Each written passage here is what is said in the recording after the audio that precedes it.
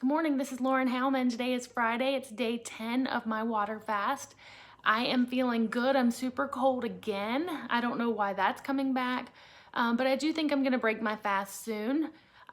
So just to get this medical disclaimer out of the way, I am a nurse practitioner, but I am not acting as a medical professional through my fasting journey. So I love that you're following me. Thank you very much. But please consult with your own doctor or medical professional before starting a fasting routine or any diet or exercise routine.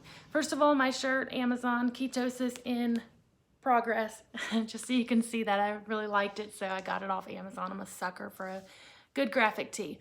So anyway, I'm on day 10. I'm feeling good. I slept great. I am up 1 pound from yesterday, and there's a good reason for that, so don't fret. And that's what we're going to talk about today, actually. So I am up 1 pound today because I did a salt water flush yesterday, so I'm retaining water. A salt water flush is a way to get some old poo out of your system. I've been fasting for 10 days, and the last couple days I've been feeling like I needed to have a bowel movement. And when you don't eat, you don't go to the bathroom very much, especially after the first day or two, or maybe 3 for some people. So for me, I was feeling like I needed to, so I did a saltwater flush. A saltwater flush is essentially 2 teaspoons, of pink Himalayan salt in 4 cups of water. And what I do, and I've done this a couple times, this is my favorite way to flush, by the way, is I warm the water up a little bit in the microwave so that the salt will dissolve better, and then I chug it. And you want to get all 4 cups down within about a 5-minute period, and then just let that sit in there and just like marinate in your stomach. And the way a saltwater flush works is you're just drinking it down, but the sheer volume and the salt will push things out. It'll just push things out the other end. The negatives about that, some of my friends who've done it have said they were nauseous and didn't feel good, but that all goes away once you are able to expel things out the back end, basically. I don't have any of those issues. I will tell you that I stand at the sink to chug all of it down in case I decide to throw up, because it is a lot of salt. It's gross. It's not good. This one that I did yesterday, I did it at work actually because I knew it wasn't going to take effect immediately. Sometimes they do and sometimes they don't. Sometimes it can be just like 20-30 minutes and you are good to go. You are feeling the urge to go to the bathroom and things are moving along. For me yesterday, I kind of knew that wasn't going to happen, so I chugged it at work. I stood at the sink in the kitchen and chugged it down and then went about my day. And that's why I've gained a little bit of weight, because even though the saltwater flush did work, I'm now retaining a little bit of water because of all the salt that I took in. So there's 3 main flushes that I see people doing on Facebook, the 2 groups that I'm in, and that's the saltwater flush, magnesium citrate flush, and enemas. So I'll tell you about my experience with all of those. My saltwater flush is definitely my favorite. And did I say I added lemon into it yesterday? I did, and that didn't make it any better, honestly. And so I wouldn't even recommend messing with that if you're gonna do it. But some people like it that way. Magnesium citrate I have a long history with, because when I was getting ready to go into the military, I went up to MEPS to get my physical, and I was a little bit overweight, over like the weight that I needed to be. And my recruiter, this is horrible, guys. My recruiter, I was like 17. My recruiter told me that if I drank this magnesium citrate bottle while I was on the bus getting shipped from Virginia Beach to Richmond, which is like typically a 2-hour drive, but this night it was almost 4 hours because they kept stopping in different places and loading up more people to take them to Richmond for this MEPS testing. Some of you guys will remember that and have some fond or not so fond memories. But she told me drink it about an hour before I got to the hotel for the night, and then it was a diuretic. She told me it was a diuretic, that I was just gonna pee a lot. Well, she lied, and I don't know if she lied intentionally or if she just had no clue what she was doing, but really bad on her, because I was not expecting what happened. And mag citrate will flush you out, and you are not gonna, like for me, I did not feel good during that.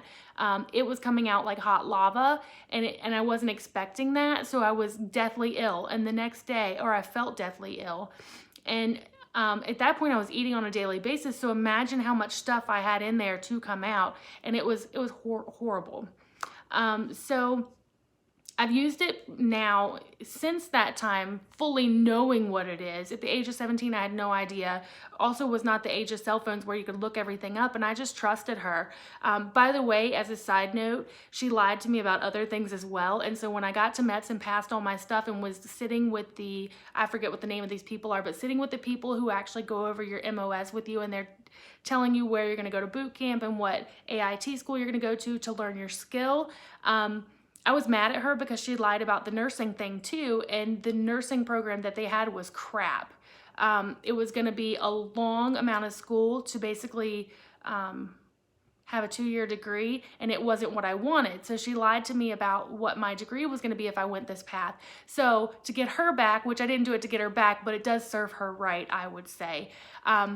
I told the person that I was talking to, I feel like it's a liaison, or I don't know what it is, but anyway, the guy I was talking to, I told him I had to go to the bathroom, and as I got up, I took my folder with me and I left the building. I called my sister and said, come pick me up in Richmond, I'm done here. I've been lied to too many times. So anyway, I got a new recruiter later on, and long story short, I told him right off the bat, I do not want to be lied to, tell me the truth about everything, and he was awesome, and I ended up in the Army as a helicopter mechanic, which was a really cool experience. Anyway, so since that time, now that I know what mag citrate actually is, I've used it several times in my life, and it works pretty well. If you are expecting that and that's what you're ready for it, it does work well, but I find that it has unpleasant side effects of being really hot coming out and not very comfortable and very crampy and painful in your stomach. The other thing that people do in the groups that I'm in, fasting groups, that people just want to kind of either jumpstart their fast and get all the junk out, is enemas. And I see a lot about coffee enemas, and I find that very interesting. I've not done it. It's a lot of work. You have to buy organic coffee, boil it, steep it, chill it, and then that's just a lot of work for me. But anyway, there are other types of enemas, and basically the mag citrate works the same as the enemas and as the salt flush, in that it just, all of that salt, magnesium is a salt too, it has a couple of salts in it, it gets into your bowel and it draws water to your bowel, which is going to loosen harder stool and bring everything out. So instant diarrhea, basically, unless you're really impacted or constipated, and then it might just be a soft stool, followed by some diarrhea once you get the constipation out. So third thing, I got off track, sorry guys, is the enema. And I have tried this a couple times and I don't like it either. It's about, I would say it's probably 8 ounces. I'm not exactly sure. But like if you just go to the store and buy a Fleet's enema, you will get like, I think it's 8 ounces. It looks like 8 ounces. You basically insert a nozzle into your rectum. You put all this salt water into your rectum, and then you lay down and wait for the magic to happen. It's salt water. It draws more water into your bowel from your body, and it makes everything come out, and it does work. But for me, I find that I get lightheaded with the mag citrate and the enemas.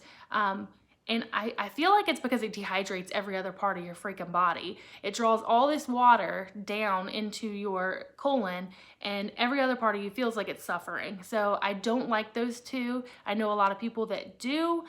So I haven't done either one of those many times, but every time I haven't been happy. I've been happy with the result, the end result, but not how it made me feel.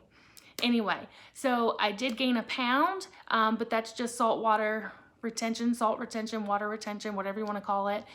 So I'm not upset about that. I think when I end this fast, whenever I decide to eat, which might be tonight or tomorrow night, or I may just hold off until Sunday and eat with the family for Easter. Not sure yet, haven't decided, because I feel good. I just kind of am sick of fasting. I just kind of want to eat something, which is kind of a lame excuse. So I don't know when I'll break it, but when I do, I think my plan will be to move into a 72-hour fast with a 1 refeed, as they call it when you're fasting. 1 refeed that I stay keto, and then do another 72, and I'm going to try to finish the month out that way. That's the plan. If you've been following me on Facebook for a while, you know that the plans change based on how I'm feeling or what happens in life. So I don't always stick with what I say I'm going to do. I try for accountability and to like show you guys what's possible. I try to stick to what I say I'm gonna do, but I don't always, so don't hold me to it. But I think that would be a really nice way to finish out April, is just fasting for 72 hours and eating a meal at the 72-hour mark and then going back into a fast. And basically all I can imagine that I would want would be that big salad that I love with the avocado, the strawberry, or some fruit in a small amount, and the strawberry vinaigrette dressing and lots of mixed nuts to round that out and make it crunchy. So that's it. I don't know what else I could tell you today. This is a subject that many people won't like. I don't do the saltwater flush on a routine basis, but yesterday I just really felt the need to, and it did work. It happened this morning instead of yesterday. But now I feel like things have been kind of cleaned out, and sometimes I feel like you need it because you don't have anything pushing that food through the colon to get it out, and you can just kind of feel that you're a little bit bloated and uncomfortable. And so with that, I just do it kind of as needed. A lot of people will kick off their fast that way. So they've been eating a normal diet for however long, and they decide to kick it off with a flush so that they're starting with an empty colon or an emptier colon.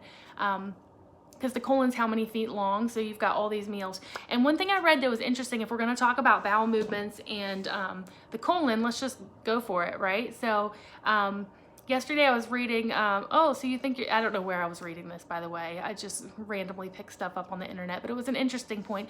Oh, so you eat 3 meals a day and you eat 3 snacks a day and you're only having 1 bowel movement a day? That means that you have 3 snacks and 2 meals left in you every day. So that's like 5 eating sessions that aren't coming back out. So a lot of people, even if they're not fasting or not dieting, will sometimes routinely do a flush, and I don't know. That's all I've got for you today. So I hope everybody got some value from this. In no way do you have to do any kind of bowel flush or cleanse. It's supposed to take care of itself.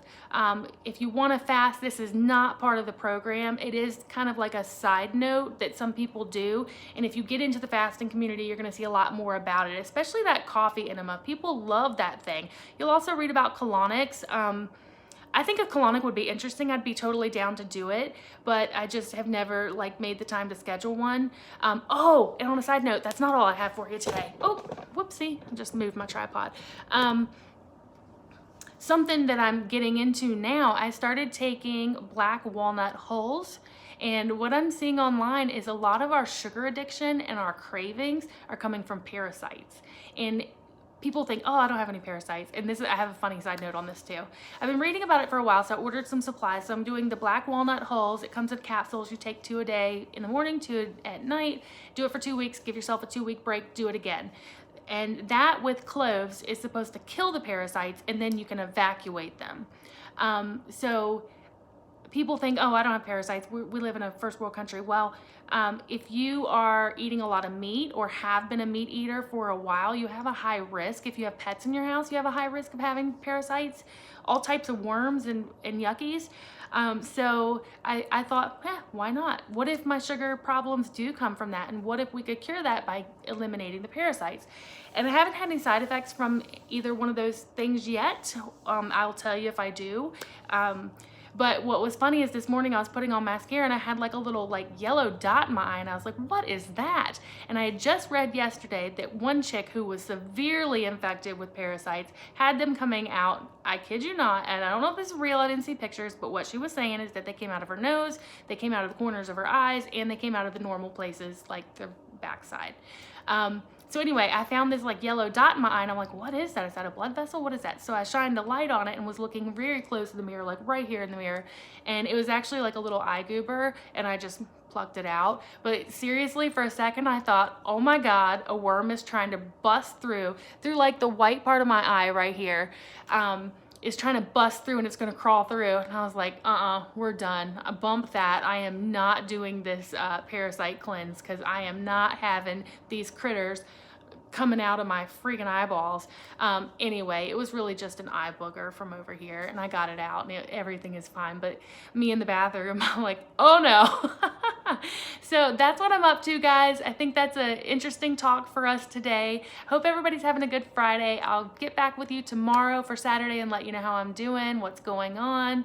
And oh, one more thing. Jeez, this is gonna go on. This is gonna be a longer video. This is what happens when I'm at home and I don't have anywhere to be. I'm just gonna drone on and on.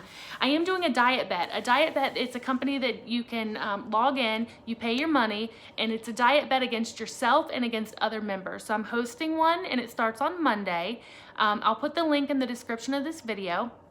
And basically what you do, you have to lose 4% of your body weight in 28 days. So basically, if you weigh 200 pounds, you need to lose 8 pounds. If you weigh 300 pounds, you'd need to lose 12.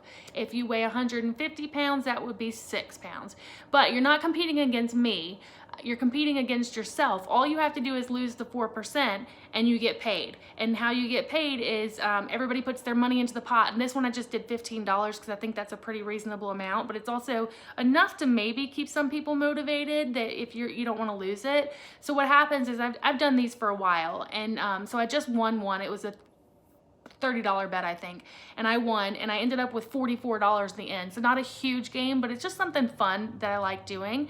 And what happens is the people who don't make their 4% forfeit their money, and everybody who does make their 4% splits the pot. So you always get back what you put in if you get your 4%. So even if everybody was at 100% compliance, we all lost 4%, you just get your money back. But if not everybody does, then you make a little loot on the side there. So I'll put that link in the comments for you if you want to join me and do that with me. 4% is super easy if you're fasting, but you can also totally do it with an intermittent fasting lifestyle. You could do it with calorie counting, you could do it with more exercise, you could do it with anything.